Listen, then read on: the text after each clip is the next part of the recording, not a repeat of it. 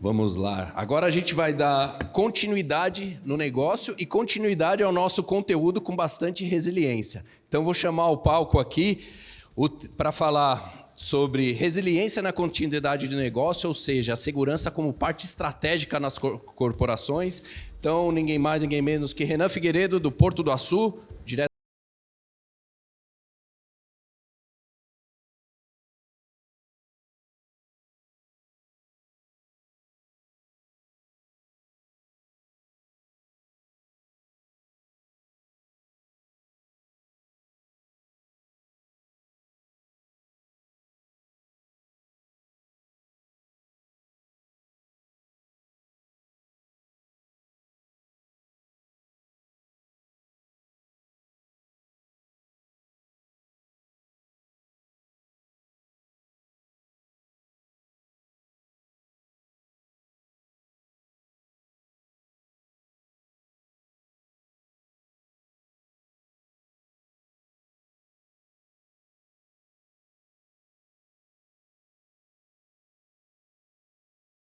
Também para a turma aqui, se quiser direcionar, use o QR Code, manda no grupo, só se identifica como nome e empresa, por gentileza, para a gente ser mais assertivo nas respostas, tá bom? Então, um belo painel. Contigo, Maurício. Bom, pessoal, primeiro, mais uma vez, muito obrigado pela presença de todos. Vocês não sabem o trabalho que dá fazer esse evento, mas, mais do que isso, parabenizar a área de marketing, em nome da Karen e toda a estrutura para essa realização. E eu estava conversando com os amigos, isso aqui é um encontro de amigos, e eu fico feliz toda vez que o Security Talk está para acontecer, porque aqui a gente se encontra com pessoas de outras posições, de outras funções, mas são amigos, né? Então, aqui a gente está cercado de amigos. E eu peguei uma frase hoje que achei muito bacana. A gente está fazendo esse evento, a gente faz a casca, mas o conteúdo, o meio são vocês. Então, muito obrigado mais uma vez, e a gente vai tentar aqui seguir com esse painel. Tá? Então, falando de amigos, eu estou com 3 amigos aqui. Nilson, que é da Kaidu, Renan, Porto do Açu, e Nakamura, da Brinks. Eu vou deixar primeiro vocês se apresentarem, e depois eu vou fazer uma pergunta aí direcionada a vocês. Pode ser? Por favor, Nilson. Bom, boa tarde. Obrigado, Maurício, pelo convite. Um resumo rápido da minha carreira, né? Eu já trabalho há 46 anos. Achei que eu seria um técnico em eletrônica, porque toda a minha formação foi em eletrotécnica, eletrônica, durante quase 7 anos. Foi quando eu descobri o varejo, e no varejo eu estou há 35 anos. 30 deles passados na última empresa, que foi a Lojas Riachuelo, e apenas 3 semanas na rede de Kaidu. E sou formado em administração, fiz 3 meses de eletrônica, mas eu vi que aquilo não era para mim. E achava que eu sabia alguma coisa de segurança, até estar aqui e ouvir vocês falando. Hoje eu sou um analfabeto na questão de segurança. Bom, primeiro agradecer pela oportunidade. Maurício, excelente evento, parabéns a todo o time da Avantia. Para mim é uma honra estar aqui, ladeando de profissionais tão competentes, que eu admiro e sigo, inclusive. Então, assim, eu sou o Renan Figueiredo, comecei a minha trajetória profissional um pouco mais de 20 anos atrás, no Exército Brasileiro, então sou oficial R2. De lá para cá, comecei a atuar na área de segurança, né? Então passei por empresas de telecomunicações, entretenimento, e hoje me encontro no Porto do Açu, onde já estou há mais de 10 anos, tá bom? Então, obrigado aí pelo convite mais uma vez, e para mim é uma satisfação. Bom, boa tarde a todos. Eu sou Anderson Nakamura. Atualmente tenho a oportunidade de estar presidindo o capítulo São Paulo da ASIS. Eu comecei a trabalhar com segurança em 2001, também como muitos de vocês que estão por aqui, eu comecei nas Forças Armadas. Eu sou egresso do Corpo de Fuzileiros Navais. Depois da Marinha, eu tive a oportunidade de trabalhar na Polícia Militar do Distrito Federal. Não sou de São Paulo, sou de Brasília, então boa parte da minha carreira foi construída em Brasília. Em 2017, eu mudei para São Paulo, mas antes disso, entre a polícia e o setor privado, eu trabalhei 6 anos no Departamento de Segurança das Nações Unidas. Eu era oficial de segurança responsável pelo Brasil. E já no setor privado, boa parte da minha carreira foi em empresas de tecnologia.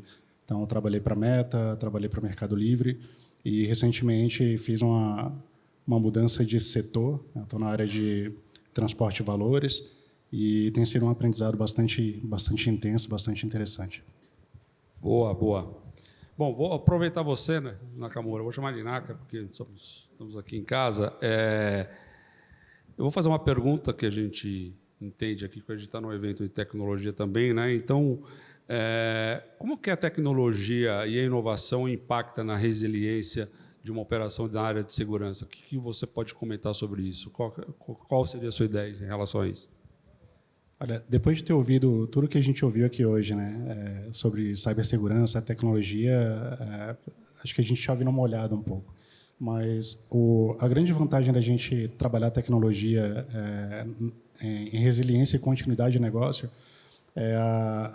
são as ferramentas disponíveis para a gente agregar e trabalhar dados. Antigamente, você tinha muito papel, né, em todo tipo de operação. E quando eu falo de operação, não falo só de segurança. Eu falo na capacidade operativa da empresa. E a tecnologia ela vem te propiciando mais ferramentas para você entender melhor o teu negócio, para você otimizar melhor o teu negócio e para você conseguir se recuperar de crise de maneira mais acelerada. Então, antigamente, a gente começou compilando informação, né? Então, a informática ela te dava a possibilidade de agregar e coletar informações e a gente não tinha muita capacidade de entender aquele calhamaço de informações que a gente tinha. Depois a gente começou a ver muita automação, né? Então, as planilhas, os dashboards, os indicadores, e o negócio ele começou a amadurecer em termos de indicadores.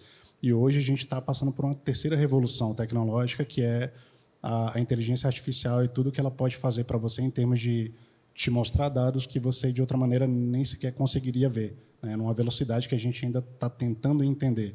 Então, eu diria que a gente está caminhando para uma quarta revolução que vai vir mais rápido que as anteriores, que é a partir do momento que a tecnologia conseguir operacionalizar a computação quântica, a gente vai ver isso de maneira muito mais rápida e muito com um conhecimento que a gente ainda não consegue entender na sua dimensão. Muito legal. Renan e Nilson, se quiserem fazer algum comentário, senão algum comentário ou não? Sim, na verdade, eu acho que é fundamental. A tecnologia chegou para ficar, na verdade, já existe há bastante tempo, né? A gente tem observado uma aplicação diferente para a área de segurança especificamente. Mas eu vou puxar a sardinha um pouco para o Porto do Açu, o trabalho que a gente faz lá no CORE, né? E quem não conhece, é o Centro de Operações de Resposta à Emergência. E lá a gente reúne 3 grandes disciplinas, que é a parte de segurança eletrônica, emergência e segurança da navegação, né? Por se tratar de um porto. E aí, pegando um paralelo com a questão da resiliência, a gente ouve falar muito de resiliência, né? Só que dificilmente alguém é resiliente se não passou por alguma dificuldade. Para você ser resiliente, obrigatoriamente você tem que passar por uma dificuldade. E quais foram as dificuldades que, porventura, você passou? E aí eu pego isso desde casa. E aí, pegando um aspecto comportamental, né, da resiliência, aprendendo em casa mesmo como é que meus pais reagiam às adversidades, depois no período do Exército, né, como é que era feito, né, para poder a gente renovar e etc., por se tratar de oficial temporário. E aí hoje, lá no Porto do Açu, a gente vê o quão importante é você ser resiliente, ter um plano de continuidade de negócio e estar atrelado com as melhores práticas. E as melhores práticas hoje são voltadas à tecnologia e inovação. Legal. Já partindo por uma segunda pergunta aqui, vou fazer para o Nilson. Nilson, qual o papel da liderança na construção da cultura organizacional resiliente e adaptável? É uma pergunta importante e difícil de se responder, né? Eu, quando entrei no varejo, só fazer um parênteses, eu entrei no varejo há 30 anos atrás. O nível de perda de uma loja girava em torno de 0,3, 0,2. Quando dava 0,5, era motivo de nós fazermos uma reunião para discutir um plano de ação. Só para vocês terem uma noção de números hoje, na empresa anterior que eu trabalhei, vendia-se por ano 150 milhões de peças, ano.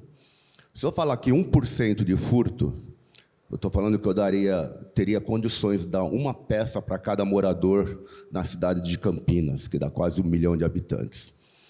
E tudo isso que se mostrou hoje, um pouco falando de segurança, a gente não consegue nada disso se a gente não tiver as pessoas atrás, nos dando todo o suporte de back-office, atuando na gestão, na identificação e no monitoramento. E hoje, eu acho que não é uma característica apenas do varejo, mas a gente não vive, não é questão que a gente vive um apagão de mão de obra, a gente vive um momento de muita dificuldade da gente contratar e desenvolver pessoas por N questões. Uma, pelos planos assistenciais por parte do governo, que tira uma boa parcela das pessoas que poderiam estar trabalhando, e também, pós-pandemia, eu acho que as pessoas mudaram um pouco o seu mindset de uma visão de emprego. E as pessoas que estão hoje no mercado de trabalho, elas são bastante disputadas, pessoas boas. E a nós, principalmente nós da área de varejo, que é o ramo que eu conheço, a gente trabalha muito na identificação para fazer um processo de seleção. Eu sempre digo para os meus times que contratar é a coisa mais fácil que tem.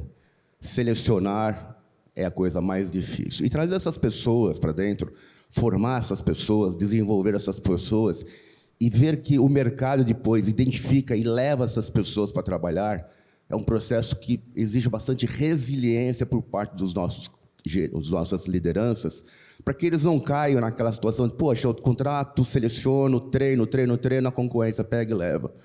Eu sempre costumo dizer, né? Esse é o melhor cenário. O pior é se você contratar e ninguém levar, que aí o problema está dentro de casa. Então, eu acho que a resiliência das nossas lideranças é a capacidade de fazer com que a gente consiga gerar os próximos líderes para o nosso negócio. Não sei se eu respondi ao todo, mas... Claro, claro. Alguém quer fazer algum comentário? Eu acho que, adicionando tudo o que o Nelson falou, tem a liderança ela é importante para priorizar determinados temas também. E a gente está falando de resiliência, mas a liderança ela é importante para qualquer política que a empresa decida adotar. Se a liderança ela não apoiar, né, o projeto que você está tentando implementar na empresa, dificilmente você vai conseguir ser exitoso naquela iniciativa, porque o papel do líder é priorizar determinadas ações. Então, a gente fala aqui de políticas no caso de resiliência, de continuidade de negócio, e existem... A gente fala de resiliência como se fosse uma coisa única, né? Mas a empresa ela pode, às vezes, ser resiliente na gestão do seu pessoal e não ser resiliente na gestão da sua tecnologia. Ela pode ser resiliente na sua operação, mas ela pode não ser resiliente financeiramente. Então, mesmo dentro da empresa, você tem diferentes facetas, né, de resiliência, onde a operação ela pode ser mais fragmentada do que uma pessoa imagina. Então, se a liderança não apoiar o projeto de resiliência e a implementação daquele programa, dificilmente a gente vai ser bem-sucedido. Você falou também da cultura, né? Eu vejo também que, ao longo da minha experiência, é relevante que as pessoas que estão trabalhando, independente daquilo que ela faz, elas precisam ter clareza do seu papel, da sua importância para o resultado da empresa.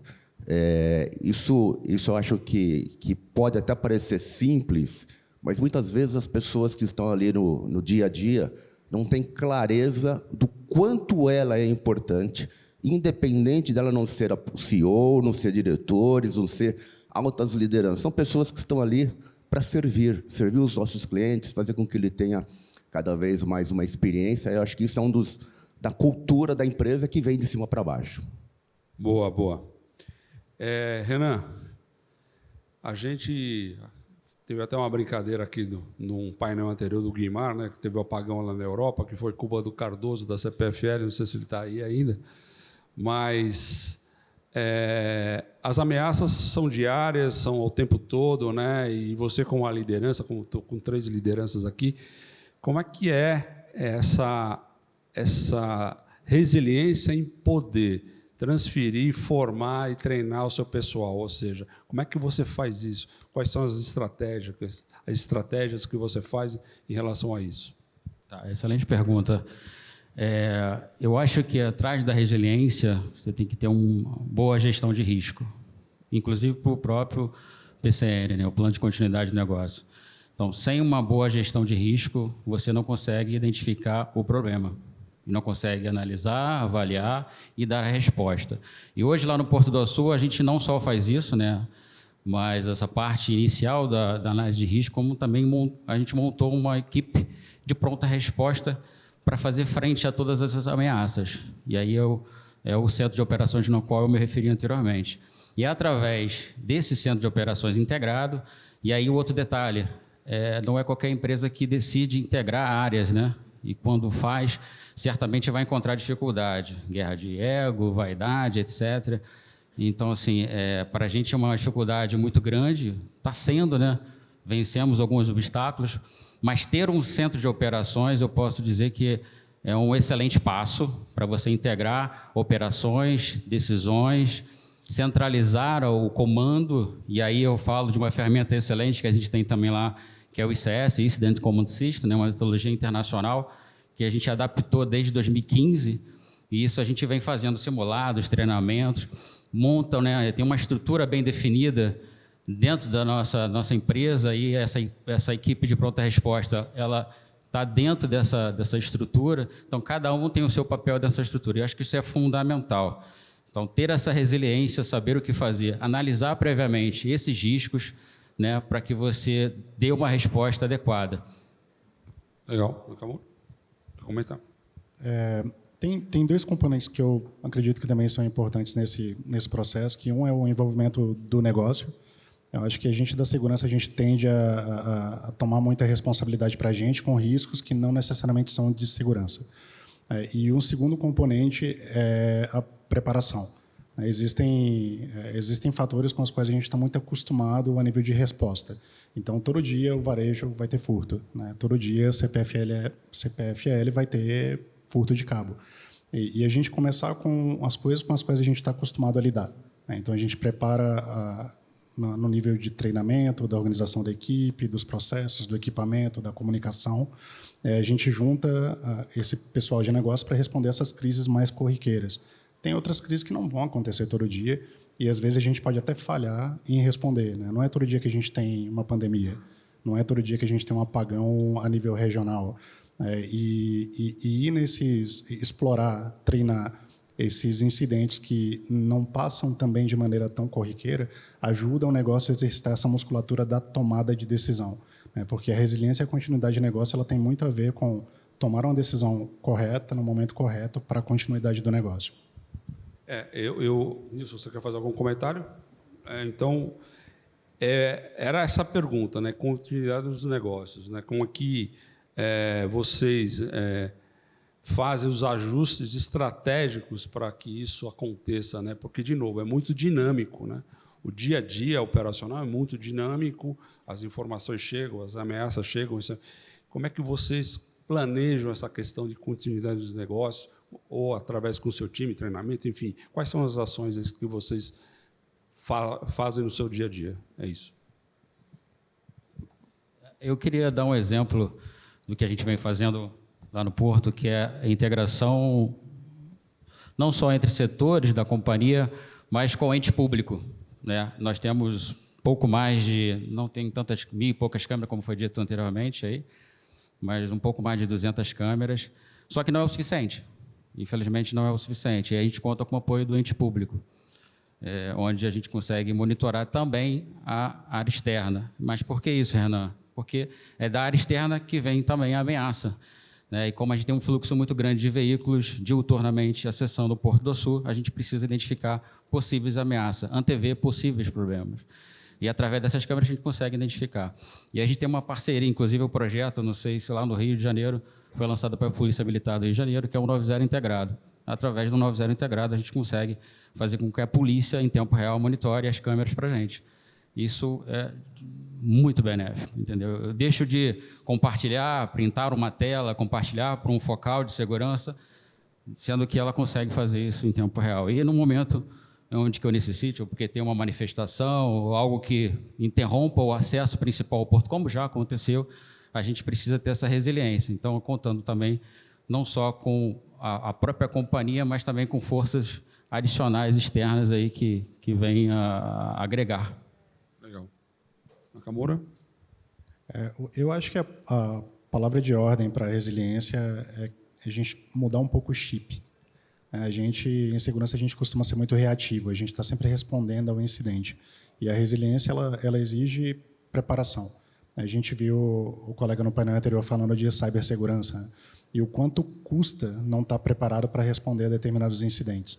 E, às vezes, a liderança da empresa não tá preparada para fazer determinados investimentos. Então, a gente construir essa narrativa de maneira que o negócio entenda, né, quais investimentos são necessários, em qual período de tempo, como que a gente precisa treinar esse pessoal, que tipo de investimento é necessário fazer, é importante para que a empresa não tenha prejuízos que possam resultar no encerramento daquele negócio. Então, eu diria que a mudança do chip, da reatividade à proatividade, é o mais importante. Legal. Nilson, quer fazer um comentário? Está terminando? Quero. No segmento de varejo, ele nunca foi uma área muito visada no passado, até pelo valor agregado das peças unitárias. Mas, de uns tempos para cá, se tornou aí algo bastante visado. Tem todo um sistema de segurança hoje interno, não apenas aquelas eletrônicas nos produtos, mas câmeras, sensores, que nos ajudam a fazer monitoramento. Entretanto, hoje a gente convive com um tipo de quadrilha organizada que vão na loja preparado com um objetivo. Não é apenas roubar as peças, mas sim simular uma abordagem devida e, com isso, tentar tirar um pouco mais proveito numa ação judicial.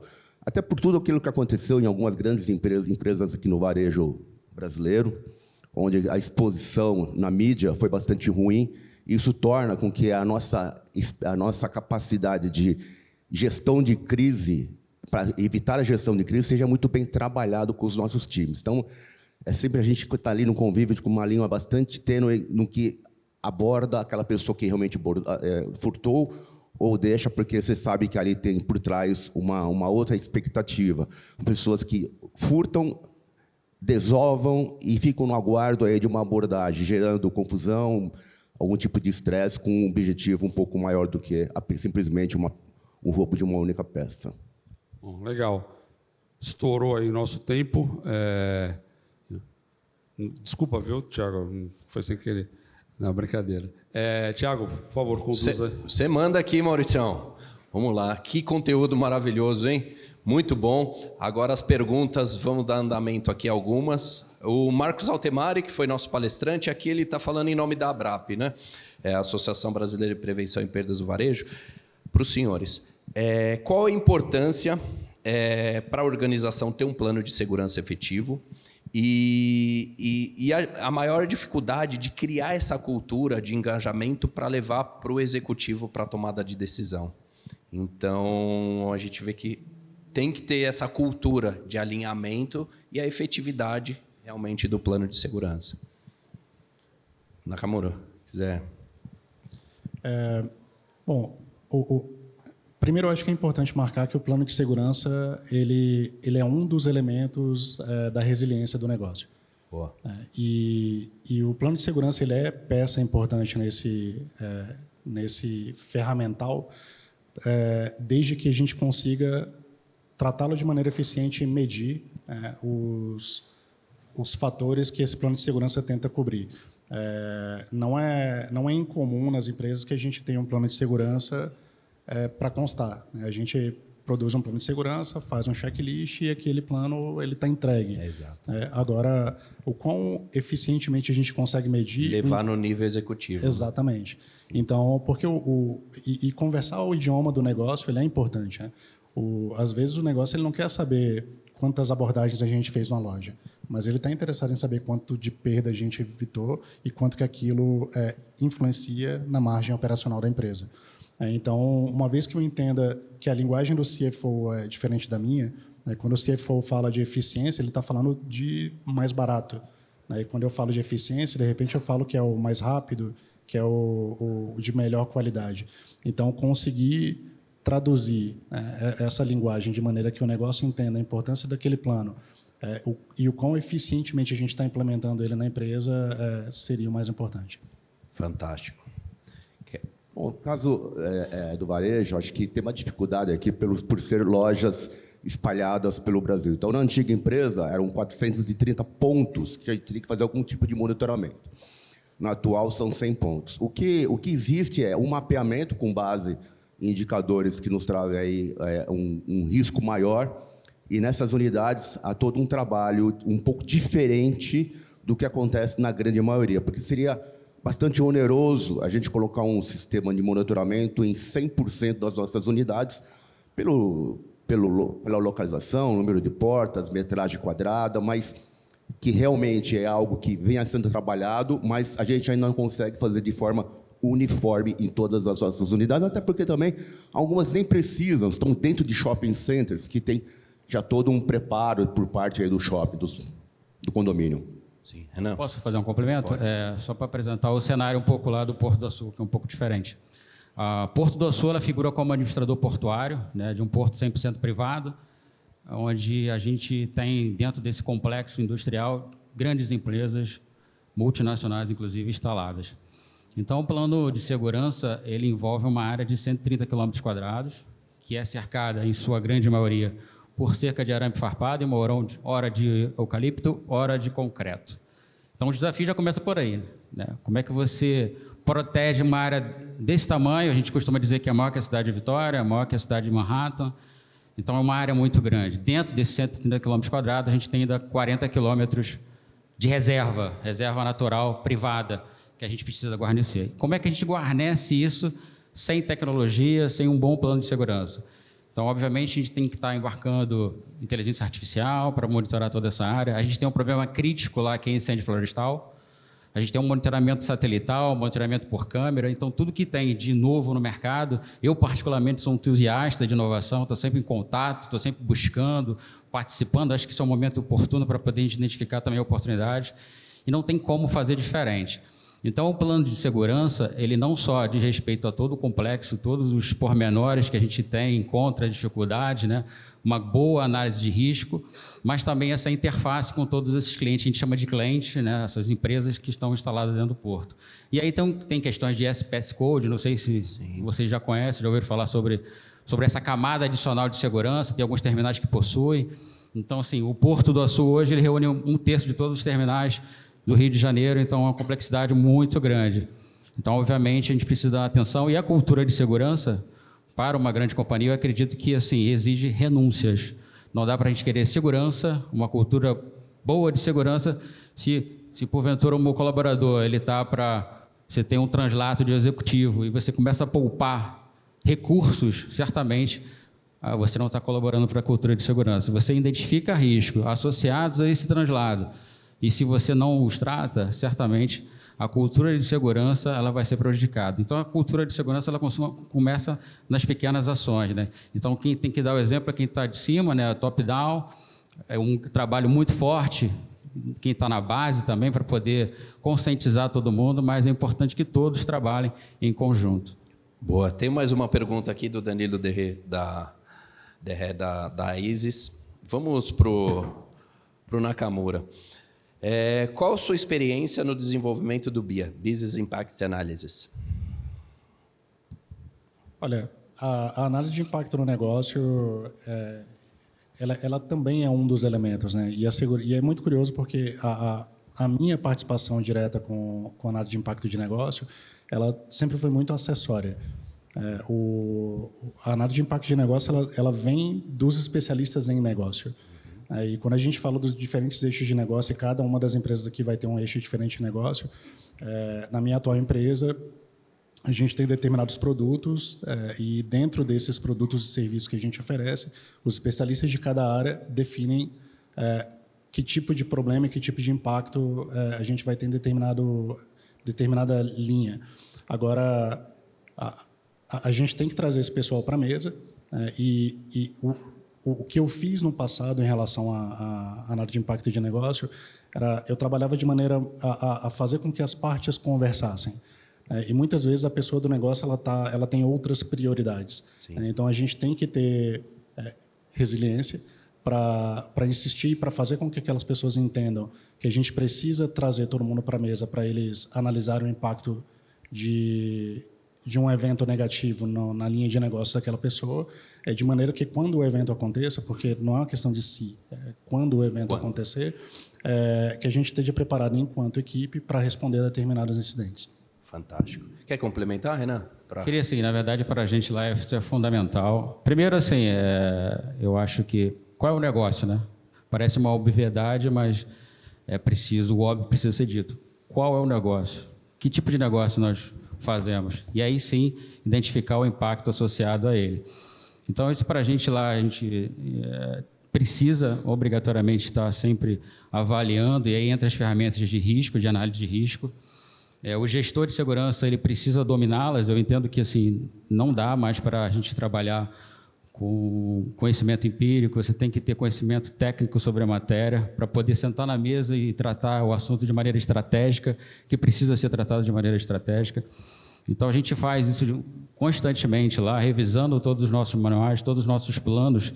E aí tem uma característica do Porto, que é o plano de auxílio mútuo, onde a gente reúne todas as empresas e aí há um compartilhamento colaborativo de recursos.